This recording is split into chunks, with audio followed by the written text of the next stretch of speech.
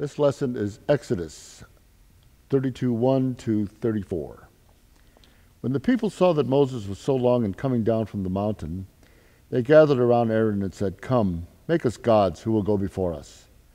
As for this fellow Moses, who brought us out of Egypt, we don't know what has happened to him."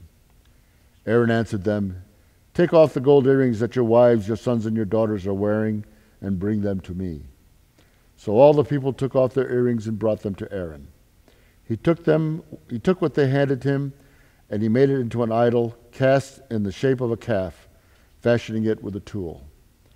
Then he said, "These are your gods, O Israel, who brought you out of Egypt." When Aaron saw this, he built an altar in front of the calf and announced, "Tomorrow there will be festival to the Lord." So the next day the people rose early and sacrificed burnt offerings and presented fellowship offerings. Afterwards they sat down to eat and drink, and they got up to indulge in revelry. Then the Lord said to Moses, "Go down, because your people whom you brought out of Egypt have become corrupt. They have been quick to turn away from what I commanded them, and have made themselves an idol cast in the shape of a calf. They are bowed down to it, have sacrificed to it, and have said, 'These are your gods, O Israel, who brought you out of Egypt.' I have seen these people," the Lord said to Moses, "and they are a stiff-necked people. Now leave me alone, so that my anger may burn against them, and I may not destroy them. Then I will make you into a great nation." But Moses sought the favor of the Lord and said to his God, "O Lord, why? Why should your anger burn against your people, whom you brought out of Egypt with great power and a mighty hand? Why should the Egyptians say, 'It was with evil intent that we brought them out, to kill them in the mountains, and to wipe them off the face of the earth'? Turn from your fierce anger, relent, and do not bring disaster on your people. Remember your servants Abraham, Isaac, and Israel, to whom you swore, 'By your own self I will make your descendants as numerous as the stars in the sky, and I will give your descendants all this land I promised them, and it will be their inheritance forever.' Then the Lord relented and did not bring onto his people the disaster he had threatened. Moses turned and went down the mountain with the 2 tablets of the testimony in his hands. There he inscribed on both sides, front and back. The tablets were the work of God. The writing was the writing of God engraved on the tablets. When Joshua heard the noise of the people shouting, he said to Moses, "There is a sound of war in the camp."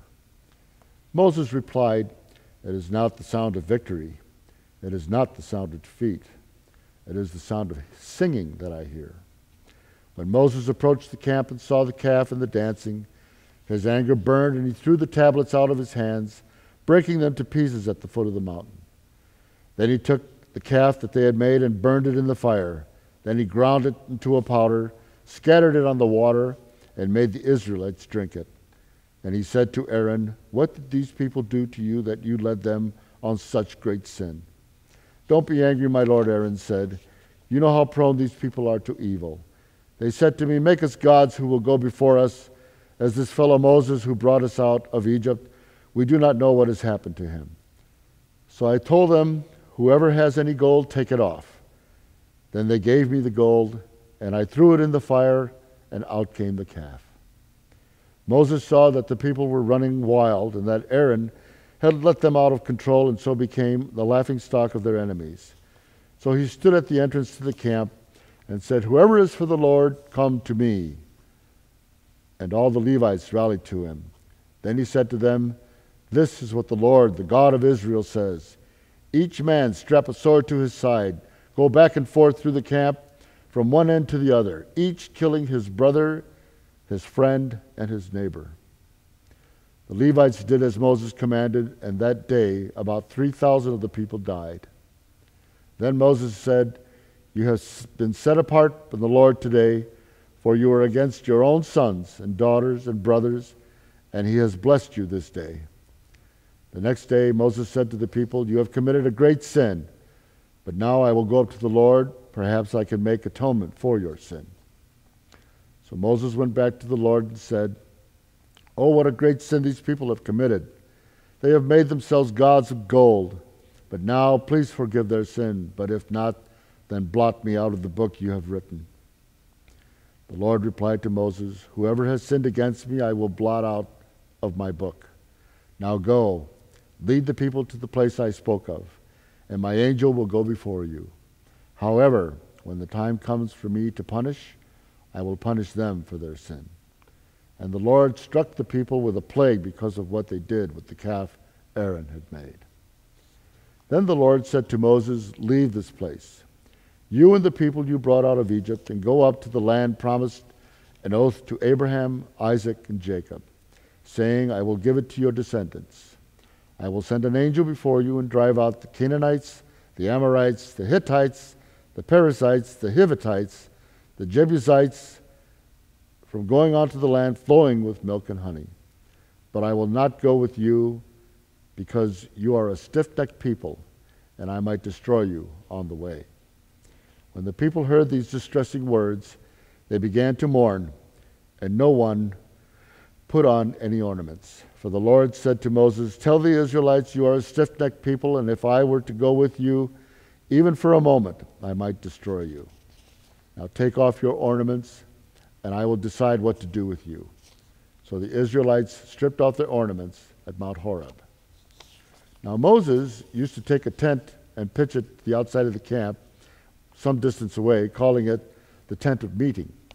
Anyone inquiring of the Lord would go to the tent of meeting outside the camp, and wherever Moses went out of the tent, all the people rose and stood at the entrance of their tent, watching Moses until he entered his tent.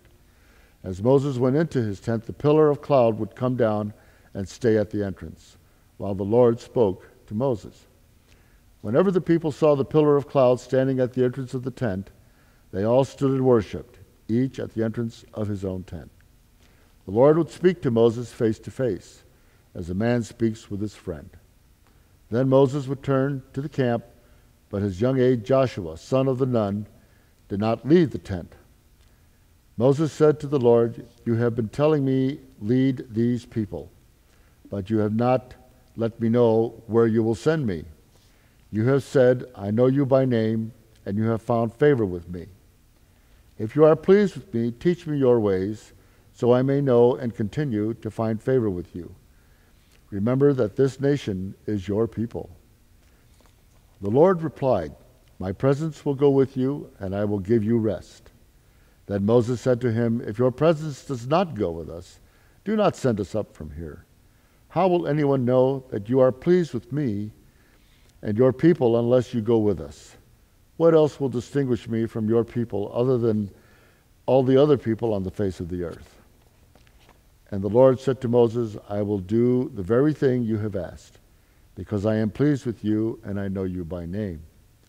Then Moses said, "Now show me your glory." The Lord said, "I will cause all my goodness to pass in front of you, and I will proclaim my name, the Lord, in your presence. I will have mercy on whom I will have mercy, and I will have compassion on whom I will have compassion." But he said, "You cannot see my face, for no one may see me and live." Then the Lord said, "There is a place near me where you may stand on a rock. When my glory passes by, I will put you in a cleft in the rock and cover you with my hand until I have passed by. Then I will remove my hand, and you will see my back, but my face must not be seen."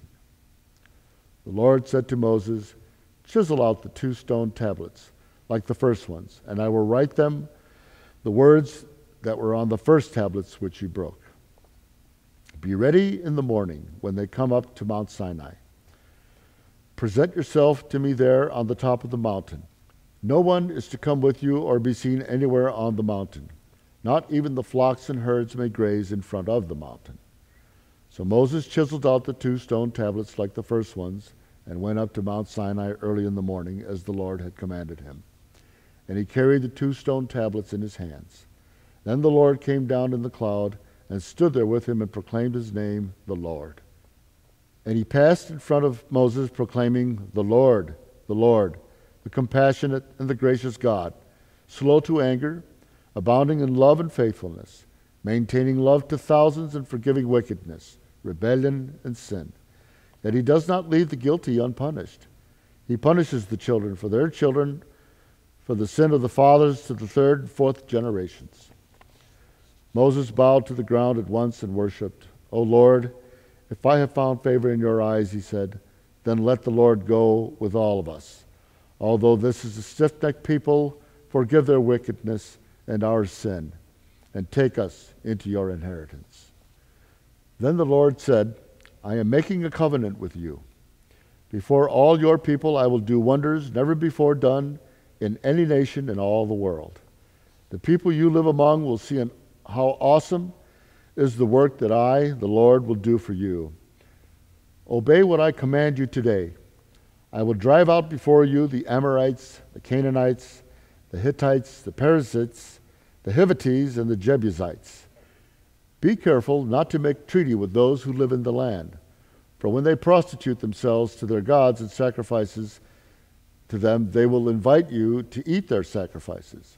And when you choose some of their daughters as wives, and your sons and those daughters prostitute themselves to their gods, they will lead your sons to do the same. Do not make cast idols. Celebrate the Feast of Unleavened Bread. For 7 days eat bread made without yeast, as I have commanded you. Do this at the appointed time in the month of Abib, for in that month you came out of Egypt.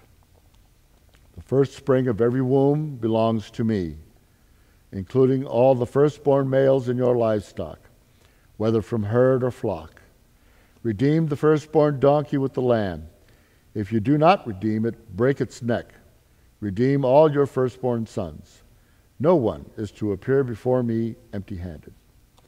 6 days you shall labor, but on the 7th day you shall rest. Even during the plowing season and harvest, you must rest. Celebrate the Feast of Weeks with the first fruits of the wheat harvest and the Feast of Ingathering and the turn of the year. 3 times a year, all your men are to appear before the sovereign Lord, the God of Israel. I will drive out nations before you and enlarge your territory, and no one will covet your land when you go up 3 times each year to appear before God, your Lord. Do not offer the blood of a sacrifice to me along with anything containing yeast. Do not let any of the sacrifice of the Passover feast remain until morning. Bring the best of the first fruits of your soil to the house of the Lord your God. Do not cook a young goat in its mother's milk. Then the Lord said to Moses, "Write down these words, for in accordance with these words I have made a covenant with you and with Israel." Moses was there with the Lord 40 days and 40 nights, without eating bread or drinking water. And he wrote on the tablets the words of the covenant, the 10 Commandments. When Moses came down from Mount Sinai with the 2 tablets of the testimony in his hands, he was not aware that his face was radiant, because he had spoken with the Lord. When Aaron and all the Israelites saw Moses, his face was radiant, and they were afraid to come near him. But Moses called to them. So Aaron and all the leaders of the community came back to him, and he spoke to them. Afterwards, all the Israelites came to him, and he gave them all the commandments the Lord had given him on Mount Sinai. When Moses finished speaking to them, he put a veil over his face. But wherever he entered the Lord's presence to speak with him, he removed the veil until he came out. And when he came out, he told the Israelites what he had been commanded. They saw that his face was radiant.